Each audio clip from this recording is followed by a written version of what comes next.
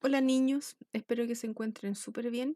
Vamos a dar inicio a nuestra nueva semana de clase. Para esto les voy a pedir primero que observen la primera diapositiva, la cual nos entrega un breve cuestionario, el cual se va a resolver por medio de este link, que es un video que al parecer ya lo habíamos visto, ¿cierto? Que era Roma en 10 minutos, ¿ya? Cada pregunta tiene que ser desarrollada y escrita en el cuaderno y luego se tiene que subir a Classroom, que es una tarea que se va a activar, ¿cierto? Y formato imagen, ¿ya? Formato foto. Hoy día entonces comenzamos a trabajar con una nueva parte de nuestra historia que es el Imperio Romano. Y lo que vamos a resolver hoy día es qué significó para Roma la instauración del imperio como un nuevo tipo de gobierno. Hablábamos, ¿cierto?, desde hace un par de días atrás de un sistema republicano, ¿cierto?, de un sistema de república, el cual estaba constituido por personas sumamente importantes, ¿cierto?, y que vino a remover, ¿cierto?, la clase plebeya, ¿cierto?, y fueron ellos los que finalmente finalizaron este concepto de república para poder luego dar inicio a un sistema imperial. ¿Ya? El primer emperador fue Octavio y que lo vamos a ir descubriendo por medio de la historia. Dice la historia que durante la época imperial se mantuvieron algunas características de la república. Obvio, no era llegar y cambiar todo. ¿A qué se refiere con eso? Porque había un sistema de organización burocrática, ¿cierto? Se respetaban las leyes, ¿verdad? Y también permaneció el concepto de territorios, se respetaban los límites de territorios. Sin embargo, las decisiones políticas, religiosas y militares se concentraron en la figura de un emperador, mientras que las magistraturas del Senado fueron perdiendo relevancia. Claro, nosotros hablamos de un concepto de república y ya con un concepto nuevo de imperio hablamos de, obviamente, un emperador, que en este caso fue Octavio, y él recibió de parte del Senado todos los poderes políticos y el título honorífico de Augusto, era Augusto el Grande, el Venerable, aunque también prefirió poder gobernar con un título de príncipe o de primer ciudadano. Claramente Octavio mostraba de cierta forma una especie como de humildad, por decirlo de alguna manera, que fue lo que también le favoreció. Con el gobierno de Augusto, Roma también inició una época de mayor esplendor, ¿ya? Era todo nuevo, ¿cierto? Y eso prolongó por muchos más años, de hecho 2 siglos más. Esta época fue conocida como la Pax Augusta o la Pax Romana, Pax con X, ¿cierto? Que se refiere al concepto de paz y se caracterizó por la estabilidad política, económica en todo el territorio. Hubo una especie como de descanso, para que usted me entienda. Em, Hay un concepto, hay un refrán, ¿cierto? Que dice que todos los caminos llegan a Roma. Hay muchas teorías, pero una de las tantas teorías es porque los caminos de Roma tenían una sofisticada construcción, ¿ya? Pero vamos a hablar primero del concepto de romanización y la cultura romana, ¿ya? ¿Cómo logró Roma poder construir una unidad política y cultural sobre diversos territorios y pueblos? Eso es lo que nosotros vamos a comprender hoy día. Al expandirse las fronteras, los romanos también extendieron toda su organización, su forma de vida, sus costumbres, su cultura, ¿cierto? Y todo lo que estaba entre la élite también se tuvo que ir distribuyendo. Y ese proceso se le conoció como romanización, o sea, que se expandía la cultura romana. Luego de conquistar, luego de la conquista militar y la violencia asociada a ello, dice la historia que proseguía una política de consenso. ¿Qué quería decir eso? Que había una finalidad de integración del territorio, ¿cierto?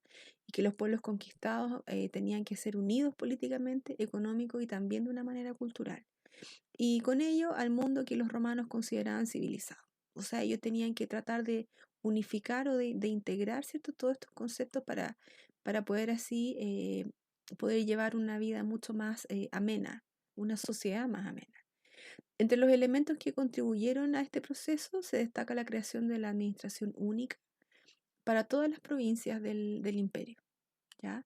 Hablamos también de una concesión de ciudadanía, que era una incorporación del ejército, ¿cierto? Y también en la difusión del lenguaje latín, que era lo que nosotros conversábamos la clase anterior. ¿Ya? Y también hablamos de la universalización del derecho romano, del código, que es lo que nosotros hoy día manejamos o conocemos finalmente. No sé si manejamos, pero sí consideramos parte de nuestras leyes. Además, bueno, la construcción de redes de caminos, que por eso yo les comentaba el tema de todos los caminos llegan a Roma. Había una extensa red de caminos y de centros urbanizados que llegaban a Roma. El acceso era absolutamente bien distribuido y bien diseñado.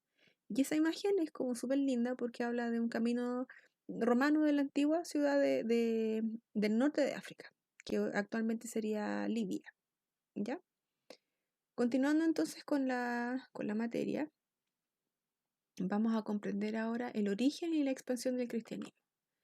Nosotros tenemos claro que los romanos desde un comienzo, al poder adquirir la cultura griega, ellos eran politeístas, ¿cierto? Pero hubo un suceso que no deja de ser relevante, ¿cierto? Que da inicio al periodo después de Cristo, ¿cierto? Y es ahí donde se rompe esta línea de tiempo antes de Cristo, después de Cristo.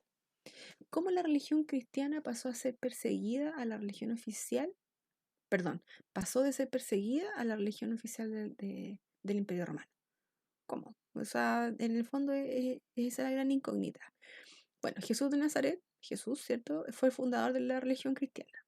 Ya nació en una provincia romana en Judea y también la historia nos dice que, bueno, dice cuando aún gobernaba su primer emperador. En su mensaje anunciaba el reino de Dios, la salvación, la eternidad, el amor al prójimo, la igualdad, ¿verdad? Y que todos éramos hijos de un Dios, de un único Dios. Y ahí cuando ya hablamos que el politeísmo pasó a otro plano. Si bien los primeros cristianos eran de origen judío, su mensaje no fue aceptado obviamente por la comunidad hebrea y tuvo tantos seguidores como detractores. O sea, tenía gente que lo quería y gente que lo detestaba. Y obviamente los últimos, que fueron los detractores, instigaron para que fuese condenado a morir crucificado, que es la historia que nosotros conocemos, ¿cierto? Pero ya tras la muerte de Jesús, sus apóstoles asumieron la tarea que él les dejó de poder difundir este mensaje cristiano.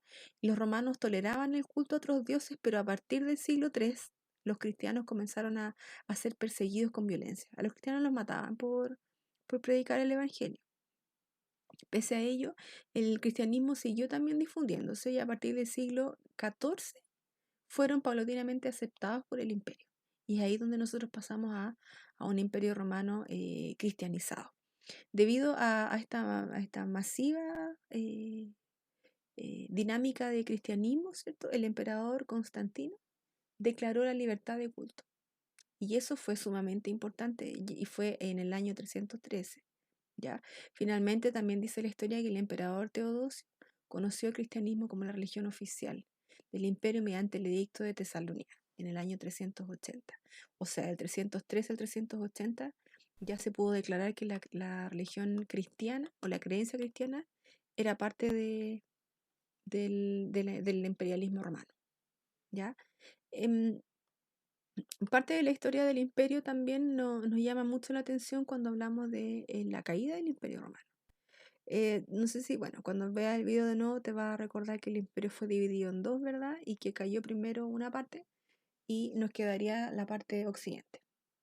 Pero ¿qué factores fueron los que influyeron en esta decadencia? Eso es lo que nosotros tenemos que responder hoy.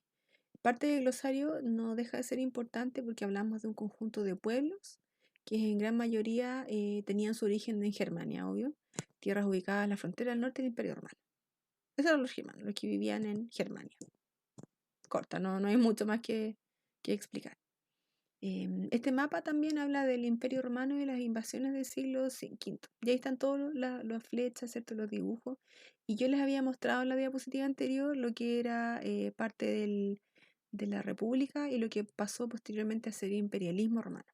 Y claramente la extensión de territorio fue tremenda. Después de un largo periodo de gran esplendor del Imperio Romano, se sumió una profunda crisis durante el siglo III.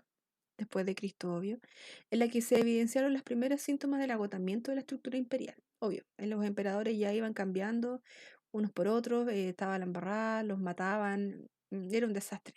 Aunque la compleja situación era superada constantemente, el imperio atravesó por una etapa de recuperación e importantes cambios administrativos. Obviamente, cuando habían estas caídas también había estos relevos. En este proceso, la ciudad de Roma paulatinamente comenzó a perder influencia interior en el imperio, cuestión que es consolidada como el cambio de capital a Bizancio, que fue ocurrida bajo el gobierno de Constantino, ¿ya?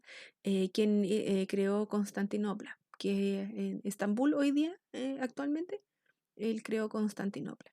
Y ya hacia el siglo XIV las diferencias en los territorios se profundizaron aún más.